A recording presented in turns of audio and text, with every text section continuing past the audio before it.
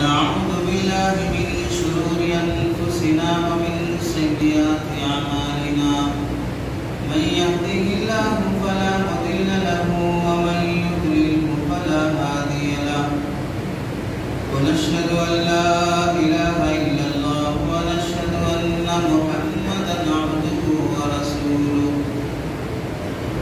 أما بعد فقد قال الله تبارك وتعالى في القرآن المجيد والفرقان الحميد أعوذ بالله من الشيطان الرجيم بسم الله الرحمن الرحيم فإذا فرغت فانصب وقال النبي صلى الله عليه وسلم اللهم إني أعوذ بك من العجز والكسل ومن الجبن والبخل أو كما قال النبي صلى الله عليه وسلم اللهم صل على سيدنا محمد وعلى آل سيدنا محمد وبارك وسلم اللهم صل على سيدنا محمد وعلى آل سيدنا محمد وبارك وسلم اللهم صل على سيدنا محمد وعلى آل سيدنا محمد وبارك وسلم.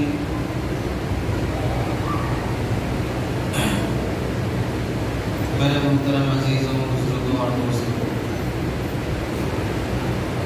قرآن مجید کی آیت اور حضور پاک صلی اللہ علیہ وسلم کی دعا کی روشنی میں آپ حضرات کے سامنے جو بات عرض کرنی ہے وہ ہے اللہ تعالیٰ نے تمام مخلوقات میں اور خاص طور سے مسلمانوں میں ایک بہت اچھی صفت رکھی ہے، وہ ہے ہمت اور شجاعت، بہادری۔ اس متعلق کچھ باتیں آپ حضرات کے سامنے عرض کر رہی ہیں۔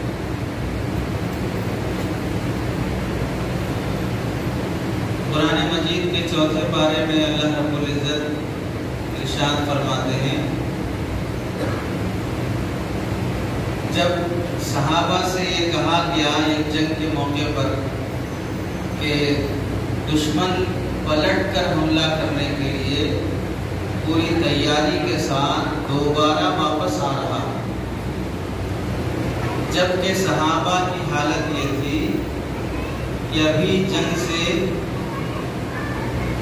احد سے لڑ کر زخمی ہو کر 70 مارے گئے، شہید ہو گئے، اللہ کی راہ میں قبول ہو گئے، اور کئی 70 سے زائد زخمی ہو گئے، جسم چور چور ہیں، ابھی واپس گھر لوٹے ہیں۔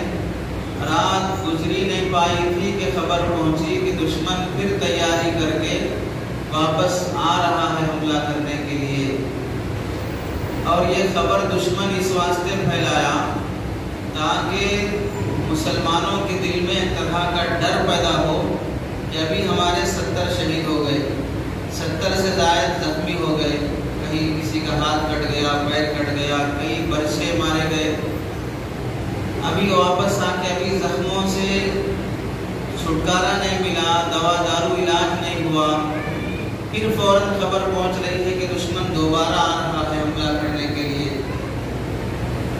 اب اس پر اللہ کے نبی صلی اللہ علیہ وسلم یہ ارشاد فرماتے ہیں کہ کل جنگ میں جو لوگ شریک تھے وہی لوگ دوبارہ جائیں گے، تازہ جو ابھی شریک نہیں ہوا ہے وہ جنگ میں شریک نہیں ہوگا۔ جو کل زخم کھا کے لڑ کے چور ہو کے تھک کر خون بہا کے آئے ہیں، اب انہیں کو جانا ہے دوبارہ۔ جو پہلے سے یہاں پر گھروں میں بیٹھے ہیں آرام سے، اب ان کو نہیں لیں گے۔ کل جو تھے آج بھی وہی رہیں گے۔ صرف ایک صحابی تھے، انہوں نے خواہش کی کہ یا رسول اللہ میرے والد کا انتقال ہو گیا، یعنی وہ شہید ہو گئے، ان کی جگہ میں آنا چاہتا ہوں۔ اب اللہ کے نبی نے اعلان بھی فرما دیا، اب وہی صحابہ زخموں سے چور ہو کر واپس پھر میدان کی طرف نکل پڑے۔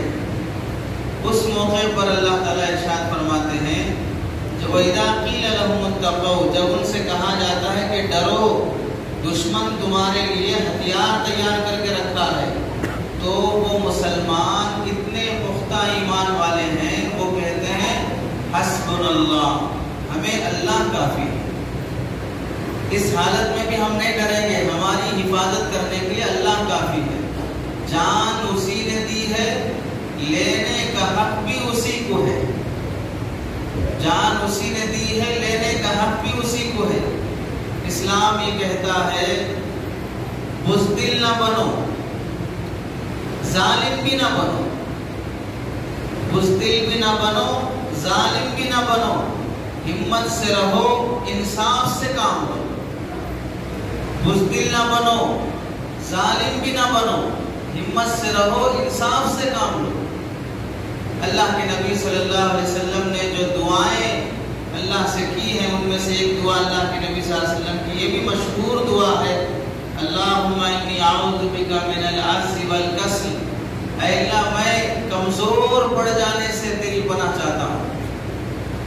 جسمانی اعتبار سے کمزور ہو گیا، مال کے اعتبار سے کمزور ہو گیا، دوسروں کا محتاج بن کے جینا پڑ رہا ہے، اے اللہ کمزوری سے میں تیری پناہ چاہتا ہوں۔ دوسرا، اے اللہ سست اور کاہل بن کے جینے سے میں تیری پناہ چاہتا ہوں۔ اسی واسطے انبیاء کی صفات میں لکھا ہے کسی نبی کو جمائی نہیں آئی پوری زندگی۔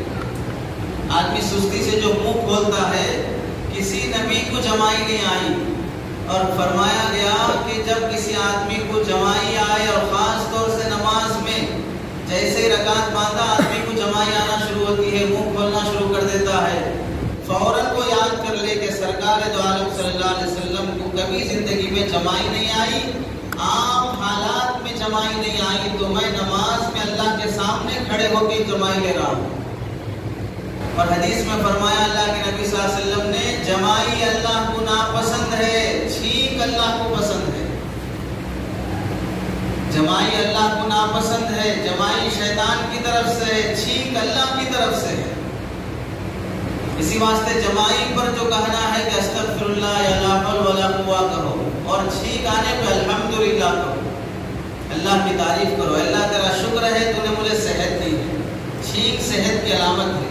زیادہ چھینکیں آ رہی ہیں، زکام لگ گیا ہے، بیماری آ گئی ہے، وہ الگ چیز ہے۔ عام حالات میں جو چھینک آتی ہے وہ آدمی کی صحت کی علامت ہے، اور چھینک آدمی کے چست رہنے کی علامت ہے۔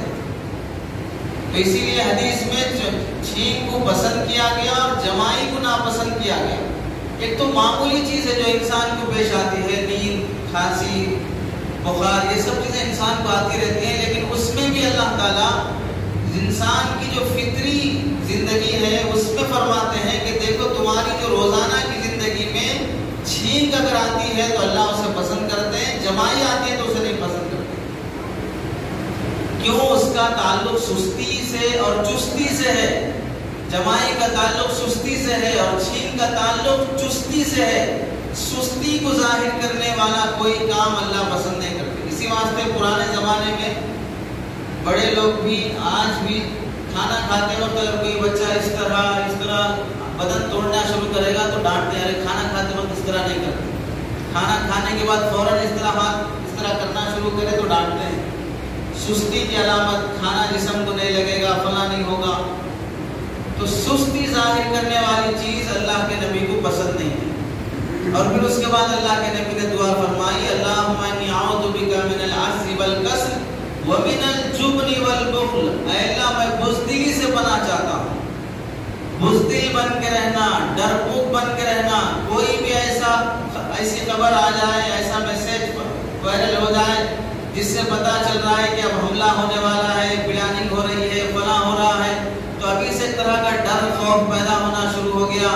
حیدرآباد چھوڑ کے کہیں کسی دیہات میں گاؤں میں جا کے 3-4 مہینے رہ کے آئیں گے، یہاں جب فسادات ختم ہو جائیں گے پھر واپس آئیں گے، اس طرح کے خیالات آنا شروع ہو گئے۔ یا نہیں تو اب آدمی گھر سے نکلنا بھاری پڑ رہا ہے، ڈر ڈر کے چل رہا ہے، ہمیشہ دماغ میں یہی سوال ہے کب کدھر سے حملہ ہوگا، کب کون مارے گا نہیں معلوم، یہ خوف میں جی رہا ہے۔ اللہ کے نبی فرماتے ہیں اللہ ایسی زندگی نہیں چاہیے، ایسی زندگی نہیں چاہیے، بزدلی کی زندگی نہیں چاہیے۔ اعوذ بک من الجبن، اے اللہ بزدل بن کے جینے سے میں تیری پناہ چاہتا ہوں۔ حضرت انس بن مالک رضی اللہ تعالیٰ عنہ کی روایت ہے، فرماتے ہیں میں نے اپنی زندگی میں 10 سال سرکار دو عالم صلی اللہ علیہ وسلم کی خدمت کی ہے. نبی کے اندر 2 صفات میں نے بڑے دیکھے جو کسی انسان میں مجھے نظر نہیں آئے. نبی سے بڑا سخی میں نے کسی کو نہیں دیکھا اور نبی سے بڑا بہادر میں نے کسی کو نہیں دیکھا. سرکار دو عالم صلی اللہ علیہ وسلم سے زیادہ بہادر میں نے کسی کو نہیں دیکھا.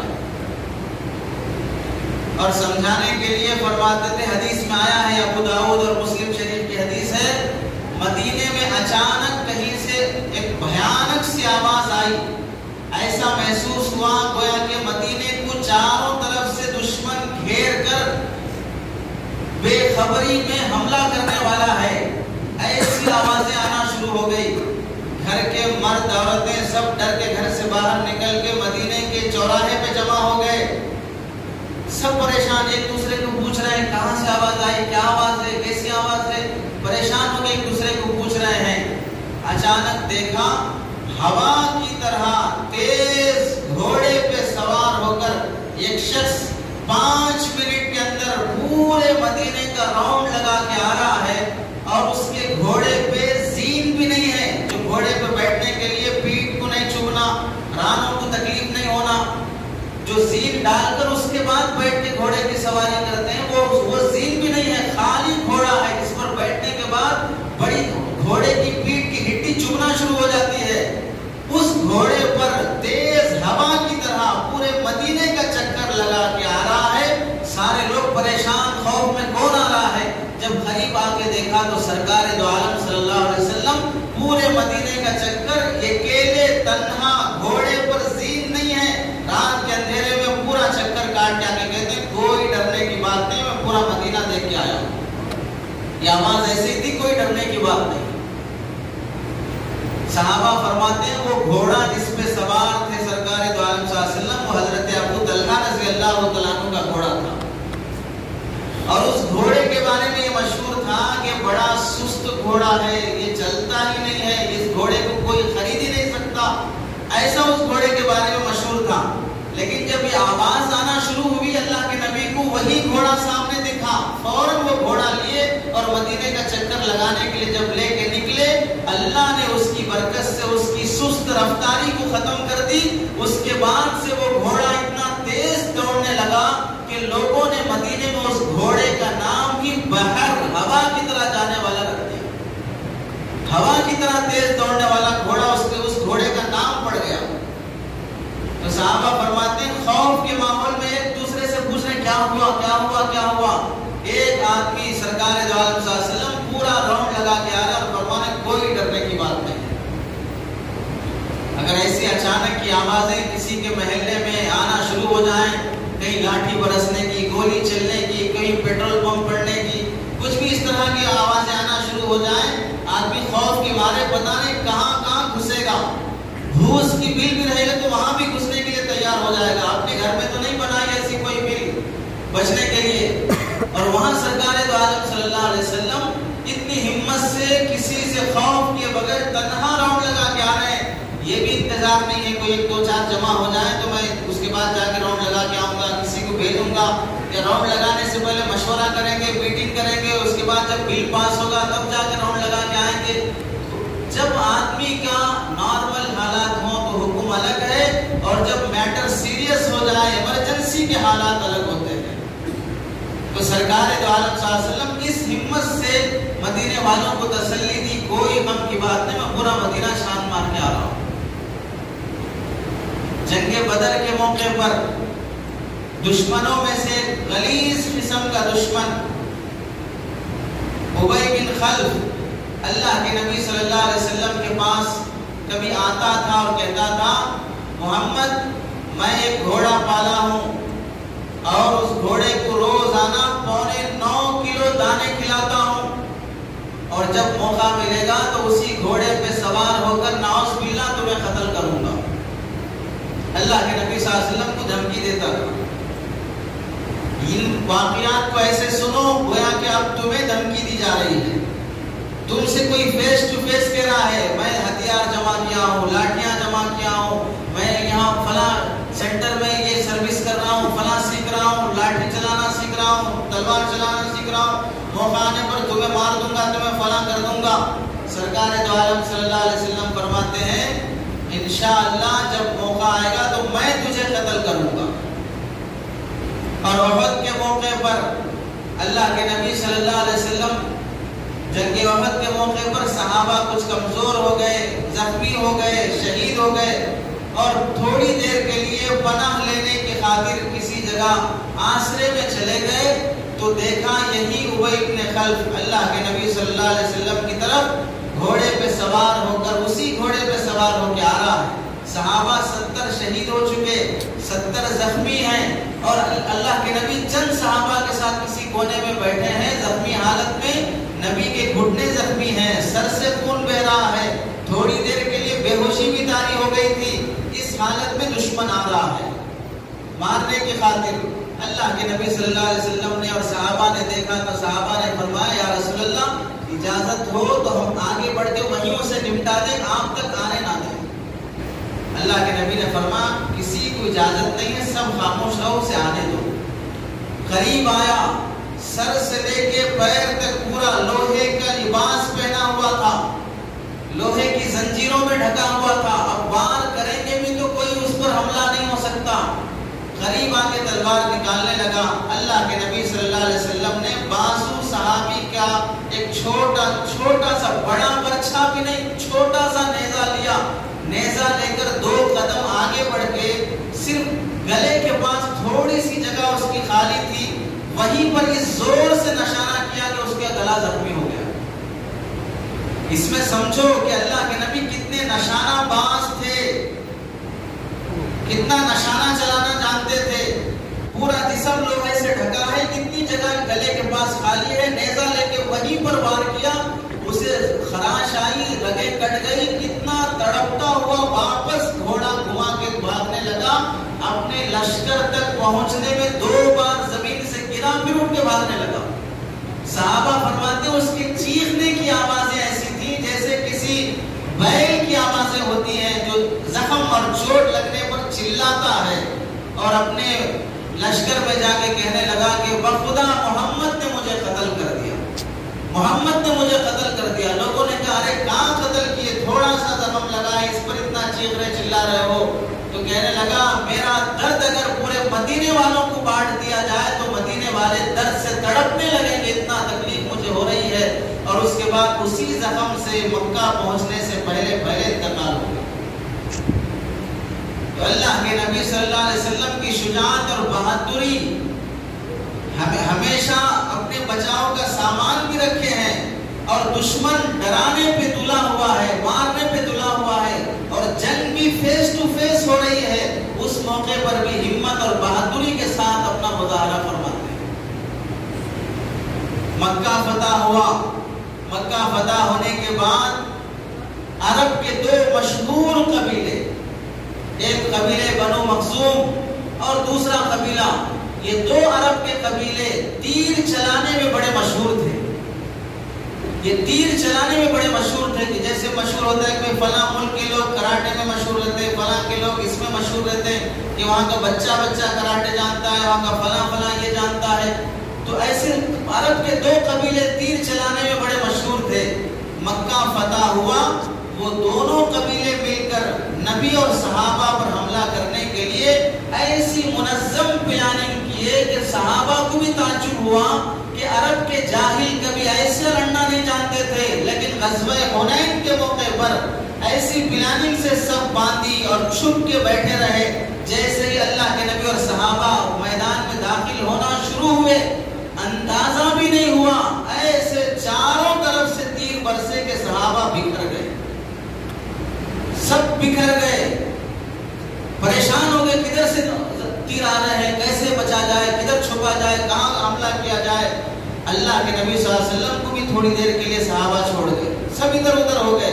اللہ کے نبی خچر پہ سوار ہیں، تیروں کا حملہ ہو رہا ہے، ڈھال سے روک رہے ہیں۔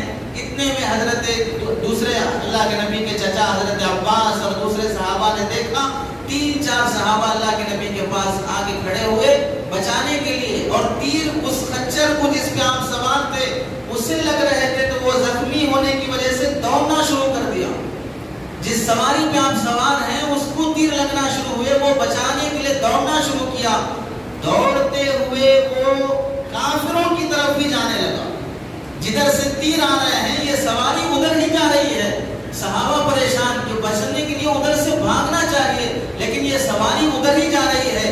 جب کافروں کے قریب ہونے لگی سواری، اللہ کے نبی نے سواری موڑی نہیں، اسے دوڑا کے اور کافروں کی طرف لے جانے لگے اور تلوار نکال کر نبی کی زبان پہ جملہ تھا انا النبی لا کذب انا عبد المطلب، میں سچا نبی ہوں اور میں اپنے عبد المطلب کی نسل سے ہوں، آئے کوئی لڑنا ہو۔ جبکہ دشمن اتنے تیر برسا رہا ہے کہ صحابہ تھوڑی دیر کے لیے بکھر گئے ہیں، لیکن اس عین موقع پر بھی ایسی بہادری کی جب جملے اللہ کے نبی کی زبان سے نکلے، صحابہ سب اپنا بچاؤ کر کے ایک جگہ جمع ہوئے، پھر جنگ آگے بڑھی۔ اللہ کے نبی صلی اللہ علیہ وسلم کی صفات میں شجاعت اور بہادری نمایاں صفات میں سے ہے، وہی صفات اللہ کے نبی کی صحابہ میں منتقل ہوئی۔ اب یہ بہادری ایمان قبول کرنے پر دشمن کی طرف سے حملے ہو رہے ہوں، پوری بہادری کے ساتھ دشمن کے سامنے کلمہ پڑھ کے دکھانا کہ وہاں پر کلمہ پڑھنا جرم ہو جا رہا ہے، سزائیں مل رہی ہیں۔ آ رہے ہیں حضرت ابو ذر غفاری رضی اللہ تعالیٰ معلوم کرنے کے لیے کہ یہ نیا نبی کون آیا ہے، ان کا میسج کیا ہے۔ پتا چلا سچا نبی معلوم ہوا، ایمان لا لیے اور فرمایا یا رسول اللہ اب میں مسلمان ہو گیا ہوں، اپنا ایمان ظاہر کروں یا نہ کروں؟ اللہ کے نبی نے فرمایا ابھی ظاہر مت کرو، ہم کمزور ہیں، چند مخصوص تعداد میں ہیں، مکے والے تمہیں مار دیں گے، اپنے گاؤں جاؤ وہاں محنت کرو، اس کے بعد ایمان ظاہر کریں گے۔ جذبہ اتنا تھا، جوش اتنا تھا، نبی کی مجلس سے اٹھے اور کعبے میں جہاں پر مکے کے سردار اور کافر بیٹھے ہوئے تھے، کعبے کے پاس جا کے اعلان کے لوگوں سنو، میں قبیلہ بنی غفار کا رہنے والا ہوں، 3 دن سے یہاں پر قیام پذیر ہوں، آج میں نے کلمہ پڑھ کے محمد کے ہاتھ پہ اسلام قبول کیا ہے۔ اور جب اشہدو ان لا الہ الا اللہ اشہدو ان محمد رسول اللہ پڑھا، مکے کے کافر ٹوٹ پڑے، چاروں طرف سے پٹائی کرنا شروع کر دیے، زخمی ہو گئے۔ حضرت عباس رضی اللہ عنہ آگے بڑھے اور انہیں بچایا اور کہا کہ لوگوں اسے کلمے کی بنیاد پر تم مار تو دو گے، لیکن یاد رکھو تمہارا جو بزنس کو جانے کے لیے راستہ جو پڑتا ہے وہ ان کے قبیلے کے پاس سے پڑتا ہے۔ جب اس کے قبیلے والوں کو پتا چلے گا کہ ہمارے ایک آدمی کو مکے والوں نے مار دیا ہے تو تمہارا کوئی قافلہ ان کے گاؤں کے اوپر سے نہیں گزر سکتا۔ یہ بول کے بچا لیا، حالانکہ اس وقت اگر مسلمان کی ہونے کی بنیاد پہ بچاتے تو پھر مارے جاتے۔ ان کے بزنس کی دھمکی دے کر انہیں بچا لیا کہ اگر مارو گے تو تمہارا بزنس ٹھپ پڑ جائے گا۔ ایک دن ہو گیا، دوسرا دن آیا، زخم سے چور ہے، جسم میں درد ہے، پھر وہی کعبے کے پاس گئے اور پھر لوگوں سے اعلان کر کے کہا کہ میں کل کی بات دوبارہ دہراتا ہوں، محمد کے ہاتھ میں نے کلمہ پڑھ کے اسلام قبول کیا۔ 2-3 دن تک اسی طرح پوری ہمت کے ساتھ اپنے اسلام کو ظاہر کرتے رہے، دشمنوں کے نرغے میں ہیں پھر بھی بڑی ہمت سے اپنے اسلام کا اظہار اور اسلام پہ جمے ہوئے ہیں۔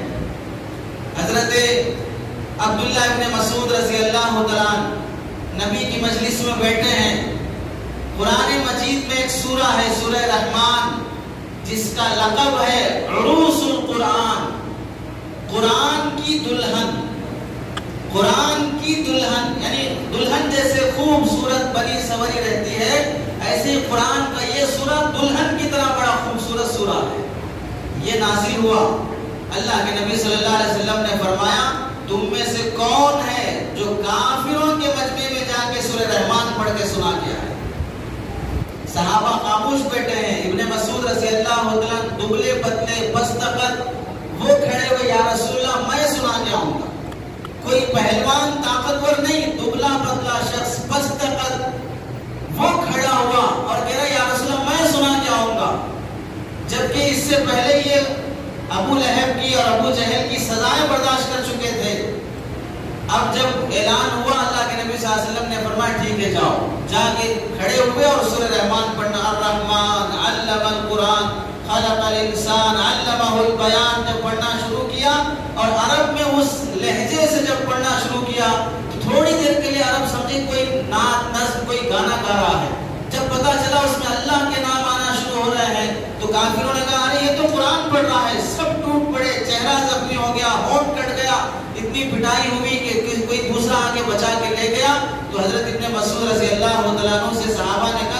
جان کو خطرے میں ڈال رہے ہو. ابن مسعود نے فرمایا نہیں، آج جتنا میں دشمن کو کمزور دیکھا ہوں اتنا کبھی میں کمزور نہیں دیکھا ہوں. آج جتنا میں دشمن کو کمزور دیکھا ہوں اتنا میں کبھی کمزور نہیں دیکھا ہوں. دشمنوں کو معلوم ہے میں اکیلا ہوں اور میں چھوٹا ہوں، دبلا پتلا ہوں، اور مجھے مارنے کے لیے یہ سب لوگ آ رہے ہیں. تو پتا چلا کہ مجھ سے ڈر گئے ہیں، پتا چلا مجھ سے ڈر گئے ہیں. اگر میری جگہ پر کوئی ہمت والا اور کوئی بڑا طاقت والا اور اونچا پستر اونچا اور بڑا ہٹا کٹا ہوتا تو ان کی ہمت نہیں ہوتی. تو مجھے دیکھ کر مارنے کے لیے آنا یہ خود ان کی بزدلی کی علامت ہے کہ یہ کمزور ایسے مارو. میری جگہ پر اگر پہلوان ہوتا تو یہ نہیں آتے تھے. یہ ان کی بزدلی کی علامت ہے. سمجھو آج مسلمان نہتا ہے، خالی ہاتھ ہے، اس کے ہاتھ میں قانون نہیں، اس کے ہاتھ میں عدالت نہیں، اس کے ہاتھ میں حکومت نہیں، اس کے ہاتھ میں پولیس نہیں، اس کے ہاتھ میں کوئی چیز نہیں ہے. نہتا دیکھ کے حملہ ہو رہا ہے تو سمجھو کہ دشمن کمزور ہے، دشمن بزدل ہے. تمہیں خالی ہاتھ دیکھ کر تم پہ حملہ کر رہا ہے. اگر تمہارے پاس بھی کچھ ہونا اور تمہارے پاس بھی کچھ ہوتا، اسے اس کا اندازہ ہوتا تو کبھی اس کی ہمت نہیں ہوتی کہ اس طرح کی پلاننگ کر سکے. تو اس میں دشمن کی کمزوری اور بزدلی ظاہر ہوتی ہے.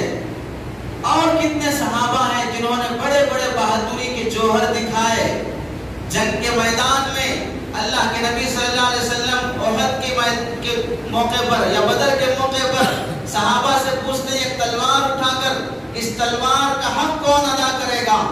صحابہ کہتے ہیں یا رسول اللہ مجھے دیجیے، میں ادا کروں گا، میں ادا کروں گا. حضرت ابو دجانہ رضی اللہ عنہ کھڑے ہوتے ہیں اور فرماتے ہیں یا رسول اللہ اس تلوار کا حق کیا ہے؟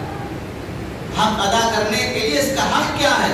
اللہ کے نبی نے فرمایا اس کا حق یہ ہے یہ تلوار لے کر جدھر نکلو ادھر صفیں خالی کر دو. یہ تلوار لے کے جدھر نکلو ادھر صفیں خالی کر دو، یہاں تک کہ تلوار ٹیڑھی ہو جائے گردنیں کاٹتے کاٹتے. اللہ کے نبی سے حضرت ابو دجانہ فرمانے لگے یا رسول اللہ میں اس کا حق ادا کروں گا. ایک کپڑا رکھا ہوا تھا، اٹھا کے پٹی باندھی، اور یہ پٹی باندھنا جوش کی علامت ہوتی تھی. پٹی باندھی اور وہ تلوار لے کر ایسے اکڑ کے چلنے لگے. اللہ کے نبی نے دیکھ کے فرمایا یہ اکڑنے کی چال اللہ کو پسند نہیں ہے، لیکن یہاں اللہ پسند فرماتے ہیں. یہ اکڑ کے چلنے کی چال اللہ کو پسند نہیں ہے، لیکن یہاں اللہ اس چال کو پسند فرماتے ہیں کہ دشمن کے مقابلے میں اکڑ کے رہو. اب گئے جنگ کے میدان میں، جدھر رخ کرتے ادھر گردنیں اڑا دیتے اور صفوں کی صفیں خالی ہو جاتی. صحابہ دیکھ کے کہنے لگے واقعتاً یہی اس تلوار کا حق ادا کر سکتا ہے. اور وہی تلوار کئی جنگوں میں حضرت ابو دجانہ کے ساتھ رہی، یہاں تک کہ نبی کی وفات کے بعد حضرت صدیق اکبر رضی اللہ عنہ کے زمانے میں جب مسیلمہ کذاب نبی ہونے کا دعویٰ کیا اور ایک بڑی جنگ یمامہ اس کی وجہ سے شروع ہو گئی، زکوٰۃ کا انکار کرنے والے اس کے ساتھ ہو گئے، مرتد لوگوں سے ایک جنگ کا واقعہ پیش آ گیا اور ہزاروں کی تعداد میں ایک بڑے باغ کے اندر قلعے میں جمع ہو کر مسلمانوں پر تیر برسا کر وہاں سے مسلمانوں کو نقصان پہنچانے لگے. مسلمان پریشان، چاروں طرف سے درخت ہیں، یہ اندر قلعے کے اندر بند ہیں، ہم حملہ کریں گے تو کیسے کریں گے؟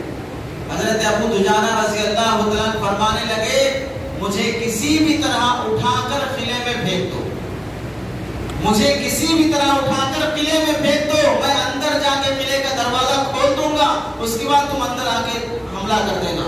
صحابہ کہنے لگے تم اکیلے قلعے میں جاؤ گے، ہم یہاں سے پھینکیں گے، گرنے کے بعد تمہاری ہڈی پھسلی ایک ہو جائے گی، تم دروازہ کھولنے کے لائق تھوڑی رہو گے، اور دشمن تمہیں حملہ کر کے مار دے گا، خامخواہ ایک جان جائے گی. بار بار اصرار کرتے رہے، یہاں تک کہ صحابہ عاجز آ گئے اور صحابہ اٹھا کے دروازے دیوار کے پاس سے انہیں ادھر پھینک دیا. ادھر گرے، ٹانگ ٹوٹ گئی. اسی حالت میں گھوڑے پہ کوئی گھوڑا وہاں رکھا ہوا تھا، اس کی رسی کاٹ کے سوار ہوئے، دشمن سے لڑتے لڑتے لڑتے دشمن کو پیچھے ہٹاتے ہٹاتے دروازے تک آئے. اسی لنگڑی ٹانگ سے دروازہ کھولا، لشکر اندر داخل ہوا. اسی حالت میں لڑتے ہوئے جنگ یمامہ میں حضرت ابو دجانہ رضی اللہ عنہ اللہ کو پیارے ہو گئے، جان دے دی اسی کی تھی. حق تو یہ ہے کہ حق ادا نہیں ہوا. جس نے جان دی تھی اسی کے حوالے جان کر دی. یہ بڑی سعادت کی بات ہے کہ اللہ کی خاطر جان دے دی. لوگوں ذرا سوچو، پورے سال آدمی بکرا کاٹتا ہے، مرغی کاٹتا ہے، بڑا جانور کاٹتا ہے، اونٹ کاٹتا ہے، اتنے لاکھوں جانور کٹنے پر ایک پیسے کا ثواب نہیں ملتا ہے. لیکن ایک کمزور دبلا پتلا بکرا اگر بقرعید کے دنوں میں اللہ کے نام پہ قربانی کے لیے ذبح ہوتا ہے تو اللہ فرماتے ہیں خطرے خطرے پر نیکی کا ثواب ہے، اس کے بال بال پر نیکی کا ثواب ہے. تو ذرا سوچو، جب اللہ کے لیے جانور ذبح ہو اللہ اس پہ اجر رکھتے ہیں، تو اللہ کی خاطر اگر ایک انسان جان دے رہا ہو تو اللہ اسے کتنا اجر و ثواب دے گا. اس کو کہا گیا کہ اس کے خون کا خطرہ زمین پہ گرنے سے پہلے اللہ اس کی مغفرت کر دیتے ہیں. شہیدوں کو اللہ تعالیٰ کل قیامت کے دن شفاعت کا حق دیتے ہیں، اور شہیدوں کے خون سے اللہ تعالیٰ مشک کی خوشبو نکالتے ہیں. جب یہ قیامت کے دن حشر کے میدان میں اٹھے گا تو ان کے جسموں سے خون کی خوشبو پھیلتی ہوگی اور اپنے زخمی جسم کے ساتھ. اسی لیے مسئلہ یہ ہے، عام آدمی اگر مر جائے نہلا دھلا کر پاک صاف کر کے کفن پہنا کے اسے دفن کرو، لیکن اگر کوئی اللہ کی راہ میں جان دے کے شہید ہو رہا ہو تو اسے غسل مت دو، اس کا خون جسم پہ ایسے ہی رہنے دو. یہ اسی خون کے ساتھ کل قیامت کے دن اٹھے گا. شہید کو غسل نہیں دیا جائے گا، اسے ایسے ہی کفن دے کر دفنایا جائے گا تاکہ کل قیامت میں اٹھے تو اللہ کو دکھائے گا کہ اللہ جن لوگوں نے مجھے شہید کیا ہے ان سے پوچھ کے مجھے کس جرم میں شہید کیا گیا ہے. اور اللہ تعالیٰ اس شہید کا بدلہ وہاں پر کل قیامت کے دن ظالموں سے دلائیں گے اور انہیں جہنم کی آگ میں جلا کر اس کا بدلہ دیا جائے گا. حضرت خالد بن ولید رضی اللہ تعالیٰ قبیلہ بنو مخزوم کے سردار ولید کے بیٹے تھے، بادشاہ اور سردار کے بیٹے تھے. شاہانہ صفات تھی. جنگ بدر سے لے کر صلح حدیبیہ تک اسلام کے اپوزٹ میں آگے جنگ کرتے رہے، اسلام کے دشمن بن کے جنگ کرتے رہے. صلح حدیبیہ کے بعد مسلمان ہوئے، اس کے بعد سے فتح مکہ میں، غزوہ تبوک میں، غزوہ حنین میں، غزوہ موتا میں اور دوسری عراق کی 15 جنگوں میں حضرت خالد بن ولید رضی اللہ تعالیٰ اسلام کی خاطر سپہ سالار بن کے جنگ کرتے رہے. حضرت نبی پاک صلی اللہ علیہ وسلم ان کی بہادری کو دیکھ کر سیف اللہ، اللہ کی تلوار کا لقب دیا اور اتنا جنگوں میں شریک رہے. آخر عمر میں جب بستر پر انتقال ہونے کا وقت آیا تو فرمانے لگے لقد شہدت مئۃ ضعف او اضعاها، میں نے 100 سے زائد جنگیں لڑی ہیں. وما فی بدنی موضع شیء، میرے جسم میں کوئی حصہ ایسا نہیں ہے ایک بالش برابر بھی، ما فی طعنۃ او رمیۃ او ضربۃ، جہاں پر کوئی تلوار کا نشان نہ ہو، نیزے کا نشان نہ ہو، ایک بالش جگہ تم نہیں دکھا سکتے. لیکن دیکھو وہاں انا اموت والا فراشی، آج میں اپنے بستر میں مر رہا ہوں. بزدلوں، تمہیں کبھی ٹھنڈی نیند نہیں آ سکتی ہے. میں 100 جنگوں میں شریک ہونے والا آج بستر پہ مر رہا ہوں تو 100 جنگیں میری جان نہیں لے سکی ہے. تم بزدل بن کر کیوں ٹھنڈی نیند سو سکتے ہو؟ لا الہ الا اللہ سے بڑا ہتھیار کوئی نہیں ہے اور لا الہ الا اللہ سے بڑا بچانے والا بھی تمہیں کوئی نہیں ہے. حضرت خالد بن ولید رضی اللہ، حضرت ٹیپو سلطان کی تعریف کس جملے سے کی جاتی ہے؟ گیدڑ کی 100 سالہ زندگی سے شیر کی ایک دن کی زندگی بہتر ہے. ڈر ڈر کے جینے سے، ڈرنے والا روز مرتا ہے، ڈرنے والا روز مرتا ہے اور ہمت سے رہنے والا ایک دن مرتا ہے. باقی تاریخ میں اور ہسٹری میں اپنا نام لکھا جاتا ہے کہ ہمت کی زندگی جیا ہے، ہمت کی زندگی جیا ہے، جرأت مندانہ زندگی تھی، اس کی بریوری اور اس کی بہادری قابل تعریف تھی. تو مسلمانوں کی لمبی تاریخ ہے، مردوں کی نہیں عورتوں کی دیکھ لو، مردوں کی نہیں عورتوں کی دیکھ لو. مردوں کا تو کیا کہنا، کتنے بڑے بڑے بہادری سے جیے. حضرت علی رضی اللہ تعالیٰ کا لقب بھی ہے شجاع بہادر.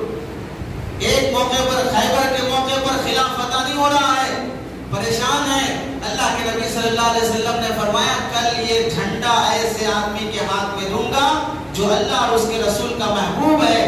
صحابہ سمجھنے لگے مجھے ملے گا، مجھے ملے گا. حضرت علی کو بلایا، آنکھ زخمی ہے، آشوب چشم کا مرض ہے، آنکھیں لال اور کھلی نہیں جا رہی ہیں. اللہ کے نبی بلائے، فرمایا کیا ہوا؟ آنکھیں نہیں کھل رہی ہیں، لال ہو گئی اور اس سے پانی پانی بہ رہا ہے، قریب بلا کر اپنا لعاب لگایا، تھوڑی دیر میں آنکھیں اچھی ہو گئی، جھنڈا ہاتھ میں دیا اور کہا کہ خلافت ادا کر کے آؤ۔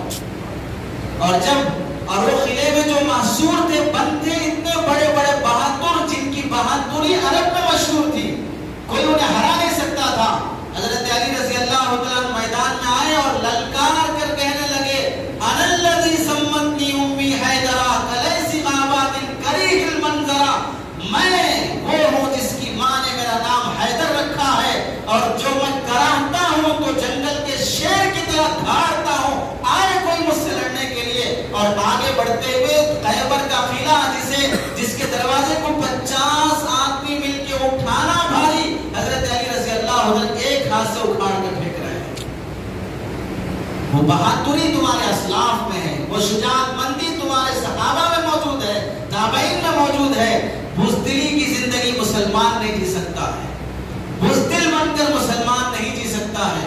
حنین کے موقع پر، غزوہ حنین کے موقع پر خیموں میں عورتیں ہیں، اور حضرت ام سلیم رضی اللہ تعالیٰ عنہ، حضرت انس رضی اللہ تعالیٰ عنہ کی والدہ، ابو طلحہ کی بیوی کمر پہ خنجر پکڑ کے کھڑی ہیں، اور خیمے میں عورتیں اور بچے ہیں، یہ باہر کھڑی ہوئی ہیں۔ شوہر نے پوچھا کیا بات ہے، یہ خنجر کیوں لے کے کھڑی ہو؟ کہنے لگی کوئی بھی غلیظ دشمن ادھر سے گزرے تو اس کا گلا کاٹ دوں گی۔ عورت ہے، عورتوں اور بچوں کی حفاظت کے لیے خیمے سے باہر نکل کے کھڑی ہے۔ اور غزوہ خندق کے موقع پر اللہ کے نبی صلی اللہ علیہ وسلم اپنی تمام ازواج مطہرات اور صحابیات کو ایک قلعے میں بند کر دیا تھا کہ دشمن اور عورتوں پہ حملہ نہ کرے۔ تو وہاں دیکھا کہ ایک یہودی قلعے کے آس پاس گھوم رہا ہے اور یہ معلوم کرنے کی کوشش کر رہا ہے کہ اندر کون ہے۔ اگر اندر کوئی مرد نہیں ہے، صرف عورتیں اور بچے ہیں تو حملہ کر کے ختم کر دیں گے۔ حضرت صفیہ رضی اللہ تعالیٰ عنہ نبی کی بیوی ہیں، انہوں نے دیکھ لیا کہ وہ دشمن گھوم رہا ہے، تو ایک آدمی کو بلایا اور کہا کہ تھوڑا اسے مار دو، یہ کہیں ہماری جاسوسی نہ کرے۔ وہ کسی وجہ سے نہیں مار سکے، خیمے کی لاٹھی اکھاڑی اور آگے بڑھ کے، اس کے پاس تلوار ہے اور ان کے پاس لاٹھی ہے، لاٹھی چلانا بھی اس زمانے کی عورتیں جانتی تھی، اور ایسے لاٹھی گھما کے مارا، وہی اس کی موت ہو گئی۔ عورتوں میں بہادری، عورتوں میں شجاعت مندی، بچوں میں بہادری، مردوں میں، بوڑھوں میں، جوانوں میں، سب بہادری کی زندگی۔ اگر صحابہ وہ بہادری نہیں دکھاتے تو آج ہم تک یہ اسلام نہیں پہنچتا۔ کلمہ پڑھنے پر ہم مارے جائیں گے، اور نبی کا ساتھ دینے پر ہماری جانیں جائیں گی، نبی کا ساتھ دینے پر ہماری لیے نیشنلٹی لوٹ جائے گی، مکے سے جانا پڑے گا، فلاں ہوگا، یہ خوف نعوذ باللہ اگر صحابہ کو ہوتا تو آج ہم میں سے کوئی مسلمان نہیں ہوتا۔ ان کی بہادری، ان کی جانوں کی قربانی، مالوں کی قربانی آج ہمیں یہاں مسلمان اور کلمہ گو بنائی ہے۔ حضرت حنظلہ رضی اللہ تعالیٰ نیا دولہا پہلی رات بیوی کے ساتھ گزارا، غسل کرنے کو بیٹھا، اعلان جنگ ہوا، کان میں آواز پڑی اور وہی اسی حالت میں نکلنے کے لیے سامان جوڑنے لگا۔ بیوی دیکھ رہی ہے کہ شوہر غسل کرنے کے بجائے سامان تیار کر رہا ہے، کہاں کا ارادہ ہے نہیں سنائی دیتا، جنگ کا اعلان ہو رہا ہے اور میرے ساتھی شہادت کا مقام پانے جا رہے ہیں۔ تو حضرت حنظلہ رضی اللہ عنہ نے فرمایا تمہیں غم ہے کہ میں نیا دولہا تمہیں چھوڑ کے جا رہا ہوں؟ تو بیوی کہنے لگی، جو ایک رات کی دلہن، کہنے لگی مجھے تمہارے جانے کا اور شہید ہونے کا غم نہیں ہے، بس درخواست یہ ہے کل جب تمہاری شہادت ہو جائے اور قیامت کے دن اللہ شہیدوں کی صف میں کھڑا کر کے جب جنت میں بھیجنے لگے، اللہ کا واسطہ مجھے مت بھولنا، مجھے بھی اپنے ساتھ جنت میں لے جانا، بس اتنی درخواست ہے۔ وہ ایک رات کی دلہن اپنے شوہر کو ہمت دے کے بھیج رہی ہے۔ حضرت سعد الاسود رضی اللہ تعالیٰ کالے کلوٹے، کوئی لڑکی دینے تیار نہیں، نبی کے کہنے پر عمر بن وہب ایک باپ تیار ہو گیا اپنی خوبصورت بیٹی دینے کے لیے، بازار میں شادی کا سامان خرید رہے ہیں، اتنے میں آواز آئی، یا خیل اللہ، یا خیل اللہ ارکبی وبالجنت البشرا، اے اللہ کے سپاہیوں سوار ہو جاؤ، جنت کی بشارت تمہارے لیے حاضر ہے۔ وہ سامان جو شادی کے لیے خرید رہے تھے سب واپس کیا، تلوار، زین، گھوڑا خرید کے سوار ہوئے۔ کالا کلوٹا شخص جنگ کے میدان میں حاضر ہوا، اتنا لڑا کہ شہید ہو گیا۔ شہید ہونے کے بعد لاشوں کی تلاشی لی گئی تو اللہ کے نبی صلی اللہ علیہ وسلم سے بچ بچ کے لڑ رہے تھے. نبی کا فرمان تھا کہ تم دلہا ہو، شادی کی تیاری کرو، یہاں مت آؤ. لیکن شہادت کا شوق اتنا، چہرہ چھپا کر لڑ رہے تھے. اتنے میں لڑتے لڑتے بازو ہٹ گیا، کالا ہاتھ نظر آیا. اللہ کے نبی کی نظر پڑی، پوچھا سعد ہو؟ میں نے تمہیں وہاں رہنے کے لیے کہا تھا، یہاں آ گئے. یا رسول اللہ معاف کیجیے. اور آگے بڑھ رہے لڑنے کے لیے، شہید ہو گئے. لاشوں کی تلاشی لی گئی اور اس میں سعد کی بھی لاش ہے. اللہ کے نبی اپنی ران پر رکھے، آنکھوں سے آنسو بہنے لگے اور جو سامان خریدا تھا وہ فرمایا لے جا کے اس دلہن کو دے دو اور کہو اللہ نے سعد کے لیے تم سے بہتر دلہن حوروں کی شکل میں جنت میں تیار کر دی ہے. تو مسلمانوں، افواہوں کی وجہ سے دلی میں جیسے ہوا، حیدرآباد میں ویسے ہوگا، ڈر کر خوف کی زندگی جینے کی ضرورت نہیں ہے. غافل پڑے رہنے کی بھی ضرورت نہیں ہے. غفلت کی زندگی، سستی کی زندگی جینا یہ مسلمان کی شان نہیں ہے. بھولے پن میں رہنا مسلمان کی شان نہیں ہے. بزدل بن کے جینا مسلمان کی شان نہیں ہے. صحابہ کے، مردوں کی، عورتوں کی، بچوں کی بہادری کی واقعات ہمیں سمجھاتے ہیں کہ جیے اللہ کی خاطر، مریں گے تو شہادت کا ثواب. اس واسطے ظلم نہیں کریں گے، ملک کا قانون نہیں توڑیں گے، قانون کو اپنے ہاتھ میں نہیں لیں گے، اور جب اپنے جان پہ بن آئے گی تو بزدلانہ موت بھی نہیں مریں گے. کلمے پہ جیا جائے گا، کلمے پہ موت آئے گی. ملک چھوڑنے کی، شہر چھوڑنے کی، گاؤں گلی چھوڑنے کی فکر اور غم اور ڈر سے جینا یہ صحابہ کی شان نہیں ہے، یہ مسلمان کی شان نہیں ہے. اس واسطے غلط افواہوں پہ توجہ دینے کے بجائے ڈیفنس کے لیے قانون اور لا کے دائرے میں رہ کر اپنے بچاؤ کی تیاری میں رہو. قانون کو ہاتھ میں مت لو، ہمت سے جیو. اللہ کی خاطر جینا، اللہ کی خاطر مرنے کا جذبہ ہو تو کوئی نقصان نہیں پہنچتا. خبریں پھیل رہی ہیں، قرآن پڑھ رہے ہیں ہم، اس میں بال آ رہے ہیں اور یہ نبی کا بال ہے، اسے ڈبا کے پیو، شفا ملے گی، فلاں ہوگی. کرنے کے کام تو نہیں کر رہے ہیں، بال ڈبا کے پی رہے ہیں. پیو، اگر کسی کو شفا مل رہی تو پیو، لیکن ہرگز ہرگز نبی کا بال کہنا جائز نہیں ہے. سرکار کی طرف کوئی بھی بات بغیر پروف کے منسوخ کرنے والا جہنم میں اپنا ٹھکانہ بنا لیتا ہے. میرا نبی ہر چیز، ہر برائی سے پاک ہے، ہر عیب سے پاک ہے. ان کی طرف کوئی ایسی من گھڑت بات منسوخ کرنا اپنا ٹھکانہ جہنم میں بنانے کی طرح ہے. اور اللہ نے جو فیصلہ کیا کہ کرونا وائرس کے ذریعے سے جو ہونا ہے، چین کو تباہ کرنا ہے ہو کے رہے گا، اٹلی کو تباہ کرنا ہے ہو کے رہے گا، ہندوستان کی اکنامی کو ختم کرنا ہے وہ ہو کے رہے گا. 7 سے 8 بینکوں کا دیوالیہ نکل گیا. اب وہ لیش بھی نکل گئی جو آگے جن کا دیوالیہ نکلنے والا ہے. کئی بار کہہ چکے اپنا پیسہ اپنے پاس رکھو، سمجھ میں نہیں آیا. اب بھی نہیں سمجھ میں آیا تو تھوڑے دن اور انتظار کرو، 1-2 بینک اور جانے میں پھر سمجھ میں آئے گا. بینک کا ڈیفینیشن کیا ہے؟ بینک کسے کہتے ہیں؟ 2 منٹ کے لیے دماغ کھول کے سوچو، بینک کہتے کسے ہیں؟ ایک ہے کامن بینک، عام آدمی جو محنت کر کے پیسہ کماتا ہے، نوکری کر کے پیسہ کماتا ہے، اسے دماغ نہیں ہوتا. جو کامن مین رہتے ہیں ان کو دماغ نہیں رہتا ہے، ان کے پاس کوئی آئیڈیاز نہیں رہتے ہیں. یہ وہ ہر آئیڈیا سے خالی رہتا ہے. کمائے گا محنت سے، بچانے کی، جمانے کی فکر رہے گی. کہاں رکھیں گے جمانے کے لیے، بچانے کے لیے؟ بینک پر رکھے گا. لاکھوں کی تعداد میں جو عام پبلک ہے وہ اپنا پیسہ محنت سے کمائے گی، حفاظت کے لیے بینک میں لے جا کے رکھے گی. ہو گیا. دوسری طرف سے ریچ مین جو عقل مند ذہین ہے وہ لوگ آئیں گے اور بینک سے لون لیں گے. یہ بینک سے جو لون لے رہے ہیں، ہزاروں کا، لاکھوں کا، کروڑوں کا، کس کے باپ کا مال ہے وہ؟ کس کا پیسہ ہے وہ؟ یہ بے وقوفوں کا پیسہ ہے جو حفاظت کے لیے وہاں لے جا کے رکھے تھے. وہ پیسہ وہاں عقل مند لوگ جن کے پاس بہت سا مور ایڈیاز، بہت سے جن کے پاس دماغ ہے، خیالات ہیں، کرنے کا، بزنس کرنے کا، فلاں بنانے کا، یہ کرنے کا، بینک سے لون لے گا.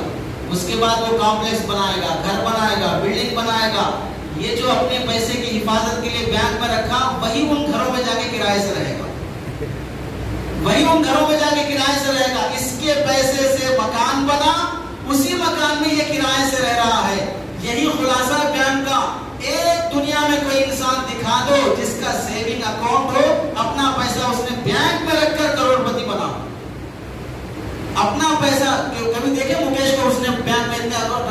ہمیشہ لون کی شکایت رہے گی، سیونگ کوئی نہیں رہے گا۔ بے وقوفی ہے، سمجھ میں نہیں آتا کہ ہم بہت پڑھے لکھے ہیں، ہم بہت جانتے ہیں، ہم یہ کر لیے وہ کر لیے، کیا کر لیے؟ دسیوں بار کہا جا رہا ہے کہ اپنی چیز اپنے پاس ہونی چاہیے، ہاتھ جوڑنا پڑے تمہارے سامنے کہ بھائی اب بینک سے پیسہ مت نکالو، اب ہماری سیاحیاں جا رہے فلاں، وہاں تک نوبت آنی پڑے گی، اتنا اپنا پیسہ اپنے پاس رکھو۔ اور کوئی قانون بھی نہیں ہے کہ ہم اپنا پیسہ رکھیں، قانون تو بس اتنا ہے کہ منیمم بیلنس رکھو، وہ رکھو، باقی اپنی چیز اپنے پاس حفاظت سے رکھو۔ چور آئیں گے، گھسیں گے، ماریں گے تو آپ کیا کر رہے ہوں گے اس وقت؟ آپ کوئی کتا بلی ہے، مرغی ہے، آپ ڈر کے بھاگ جائیں گے۔ آپ کا پیسہ کوئی چرانے آئے گا تو اللہ کے نبی فرماتے ہیں من قتل دون مالہ فہو شہید، اپنا مال بچانے کے لیے مر گیا تو شہید کا ثواب، اور بینک سے پورا اڑ گیا تو ایک پیسے کا ثواب نہیں ملے گا۔ جانے کے پاس اگر یہ نیت کر لیے میں صدقے کی نیت کر لیتا ہوں تو بھی ثواب نہیں ملے گا، صدقے کی نیت جانے کے بعد کر لیے تو بھی ثواب نہیں ملے گا۔ پوچھ لو کسی بھی مفتی صاحب سے۔ اس واسطے حفاظت کے لیے ہمت سے جینا ہے، اپنا پیسہ اپنے پاس رکھنا ہے۔ قانون جانو، محلہ کمیٹی بناؤ، مشورے کرو، قانون نہ توڑو، پولیس کو ساتھ لو، ان کی بھی حفاظت، ان کی بھی حمایت کرو۔ یہ لوگ ہے پبلک کی دھوکے باز نہیں ہو سکتے، کوئی ایک ان میں سے ایسا ہو سکتا ہے، لیکن ان کو جو مقام دیا گیا ہے یہ جان کی حفاظت کے لیے ہے۔ اگر یہ حفاظت کریں گے تو اللہ ان کا اجر دے گا، اگر یہ حفاظت نہیں کریں گے، غداروں کا ساتھ دیں گے تو ان کا حشر اللہ تعالیٰ ان کی آنکھوں کے سامنے ان کی نسلوں میں دکھا دے گا۔ اس واسطے اللہ کی طرف رجوع ہونا، توبہ استغفار کرنا، دعاؤں کا اہتمام کرنا اور ہمت سے کام لینا یہ وقت کا تقاضا ہے۔